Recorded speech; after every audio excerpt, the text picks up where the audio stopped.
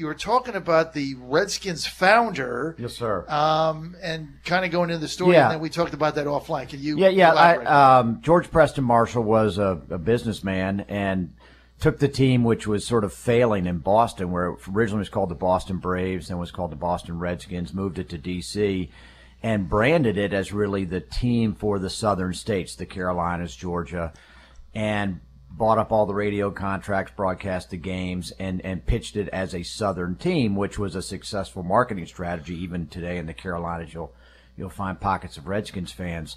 The downside was he refused to integrate the team in the 50s when the rest of the league was integrating, and the federal government finally stepped in when they were going to build what is today RFK Stadium. At the time, I think it was called DC Stadium, and said, look, either you integrate the team or we're not going to build the stadium. And he brought on, at that point, he essentially backed down, and the team picked up Bobby Mitchell, who became one of course, the all-time great Redskins. They also picked up Charlie Taylor a couple years later. So as a result, he was about 10 or 12 years behind. And, I don't think this is any great secret. Anyone that knows anything about the history of the Redskins knows that George Preston Marshall, frankly, it's kind of to call him a racist is to kind of, that's the sort of standard term for anyone that's not, obviously not up to speed on those issues. But he was somebody that founded the team, obviously got sort of an F in terms of integrating the team. The team still recognizes him as the founder. Now, Ben was saying that there's some type of memorial to him at FedEx Field. Okay, so I just found the thing. All right, the lower bowl is named for him. Now, Chap wouldn't know this because he doesn't ever go to the lower bowl. That's right, I don't go to the lower bowl. What's it called? What do you stay up? It's called the George Preston Marshall. I don't know what it's called. It's named at the lower bowl. I mean, it's the lower bowl of the stadium. I mean, Chap only sits in the upper bowl. This year he's moved. We'll get to that later. Does he sit up where the elites go? He is now. I don't know how long that'll last. Ben won't let me live down the fact I actually sit in the club seats now. So, but I mean, so the lower part of the stadium, and the letter from the Oneida tribe was asking the Redskins to take out the statue at RFK and change the name of the lower bowl. I don't think they can. Zero control over RFK. Yeah, I don't think they can do anything with the statue. The D.C. city government owns RFK. But they certainly can do FedEx Field. And I gotta say I agree with this effort, because George Preston Marshall, there's nothing to celebrate there. And yes, he's the founder of the team, but his legacy is not a positive one. I think renaming the lower bowl of the stadium would actually be a very positive move for the Redskins to show that they understand these issues. I've been a Redskins season ticket holder for 18 years. I never knew that the lower bowl had a name. Scott, did you ever know that? No, but I just bought my tickets in the racist bowl. Okay, exactly. So Scott has been branded George Preston Suravel over here. All right, so but the bottom line is we're talking about statues, and this guy was a founder of the Redskins, so there's no statue of him. But should we be honoring him? I don't think so. I don't think so. And that's the whole point about all these statues. And I understand that this is a very controversial issue. And I understand that in many ways the South has been romanticized with movies like Gone with the Wind and things like that. Deliverance. Well, in your way, but not mine. But I'm not a guy, so I wouldn't think it'd be romanticized. But just saying. But I will tell you, a lot of romanticizing going on there. But if you look at Gone with the Wind and what people think of the old South, they don't realize what they're saying. Yeah, but the Gone with the Wind was made years after most of these statues were erected. When was Gone with the Wind? 1937. Okay, so when did most of these statues go up? Probably in the teens and 20s, or and the 60s. But there's two waves. There's actually two ways. No, there's actually this is interesting. There's actually a yes, there is. Well, hang on. Let's just get to facts here, chap. There's actually a graph that got put up online about this, and there were two large spikes of these statues. One was around between 1900, 1910-ish, 1915. That was before World War I, where there was a huge spike in them, and then there was a second spike after World War II during the Civil rights. During Civil Rights movement. Right, but the ones on Monument Avenue were put up in the Right. Like in the teens. Yeah. There was a minor bubble after Brown v. Board of Education, and the Southern Poverty Law Center did a chart on it where you can go look them all up. Right. Both There's of them actually before 1950. So why were they put up then? And is there a reason to keep them up? And I think that, and those are Susan, different. this is going to shock you, but a lot of them were put up because people died, and it was to remember people that died. But do we remember? But do we remember? You want to go people- down and look at the one in the cemetery? It's 250 yards away. There's about 200 names on there. But then they belong in the cemeteries, It not is on in- Monument it is, Avenue. It is in the cemetery. That's fine. That's And that's fine. public but land, the by the statues way. on Monument Avenue should be in the cemetery. But you say take them all down. Take them down and put them in the cemeteries. I don't care where you put them, but they shouldn't be lifted up for everybody to look at. I think this is really hard for. Okay, it's going to be controversial here for white men to understand. You know what, Susan? What does this have to do with white men? Okay, Susan, you've Why been there is it 2 that minutes and you've already every played that card. conversation we have, you've got to bring up either the gender card or the race card. What does this have to do with white men? It has a lot. There's many women that don't want you to erase their history, and you're taking this to the wildest extreme. Why are we erasing history? Why are you We're not erasing history. History belongs in books to be taught in school. The next thing you're going to do is try to change the titles and whitewash the books, just like George Orwell, 1984. No. Let me just ask you something. Are you a fighter for gay rights? Absolutely. Okay, I've been fighting for gay rights for 40 years, okay? Yeah. I've been kicked out of more Republican parties over it. Martin Luther King was vehemently opposed to gay marriage and gay rights. Should his statue come down? Should the LGBTQ community say, you know what? We got to get these MLK statues down because he's an affront to us because he was opposed to gay John, rights. you're Do we do mixing that? your metaphors here. There's no metaphors because gays have there's not no been end to this in sight. Gays have not been enslaved. Well, some people think they have. Oh, come on. All right. Oh, come on. Okay, look, here's- That's about the most ridiculous. You know what? You're acting like Donald Trump. You remember the movie The Exorcist, where all of a sudden her head was spinning around in circles? Remember that? Remember That's right. Tom Perriello just called for Jerry Falwell Jr. to be exercised. I don't think I would bring that up if I were you. I'm not and I was talking trying to about. get votes. I'm not talking about that. I'm saying, you guys kind of switch your positions. This is like Donald Trump.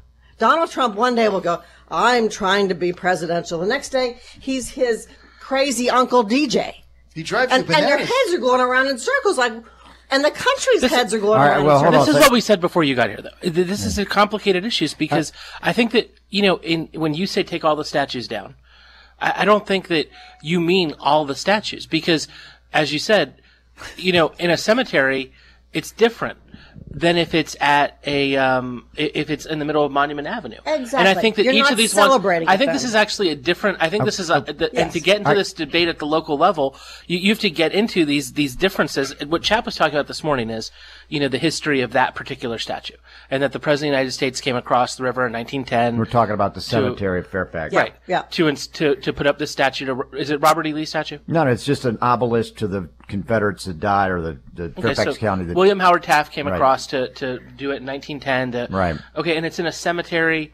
To me, that's a different level of history than one of these cheap things that got thrown up in 1955 to protest the civil rights movement that should come down immediately. And I think, when we say at a local level that these things need to be talked about, I think what people are really saying is they need to be talked about on a case-by-case basis and talk about the history, because I think everyone here can agree that the local governments in the state are not competent to handle this issue. This is not necessarily about statues.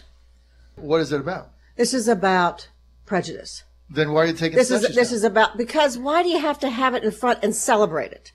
I think Chap's got a good point. celebrating it? Put it if you're putting a monument on public land, you're celebrating it. Okay. This is about neo-Nazis, white supremacists, No, KKKs. Susan, and listen. where is I know you're a politician, okay, I'm and not so a am I. politician. Well, you Absolutely used to not. be. All I've right. never All been. right. Well, you wanted Some to be. would say I never. No, let me never wanted let me to tell be. you something. Well, you're not now. Never wanted to be. You brought the gender issue up, and that's a fair issue.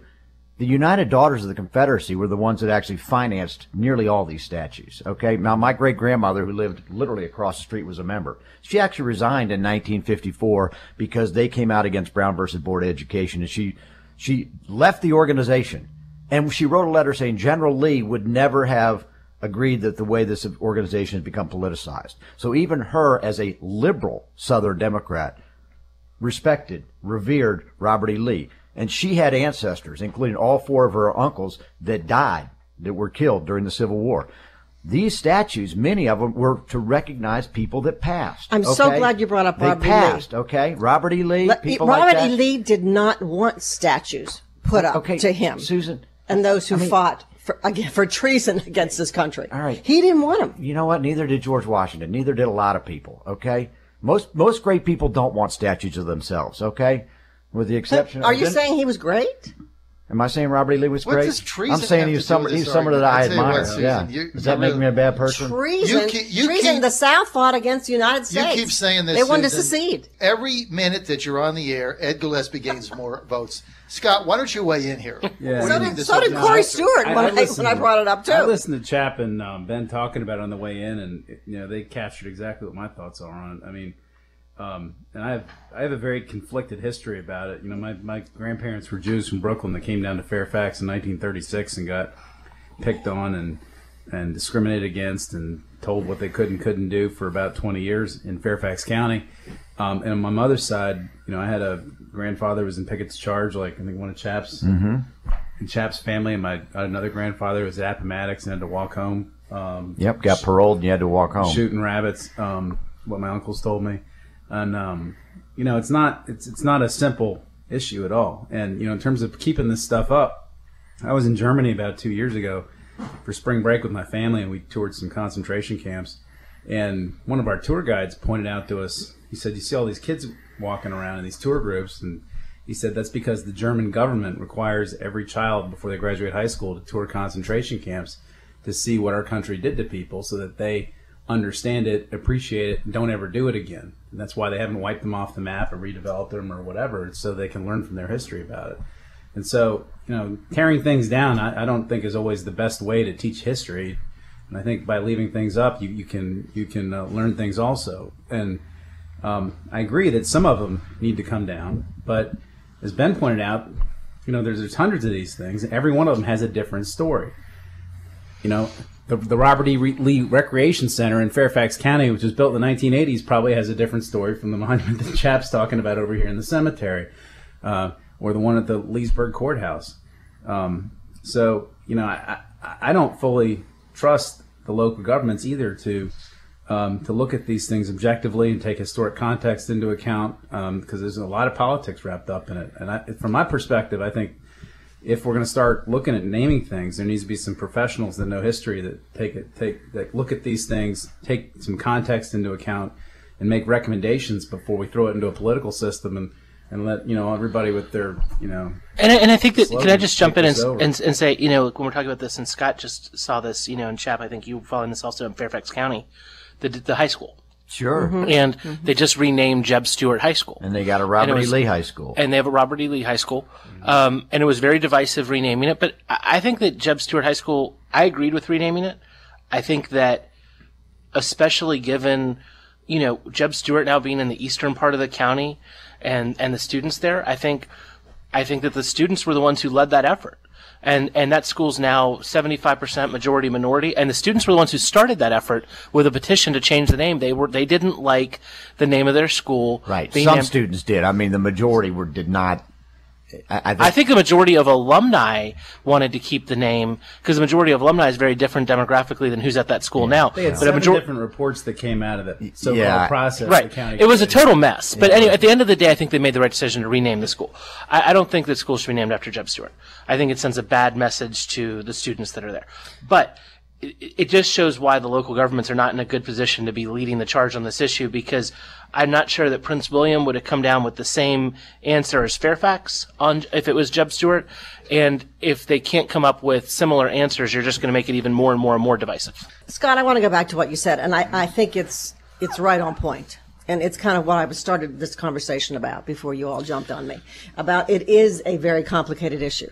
And I think what you talked about, and I was just in Berlin, so I know what you're talking about.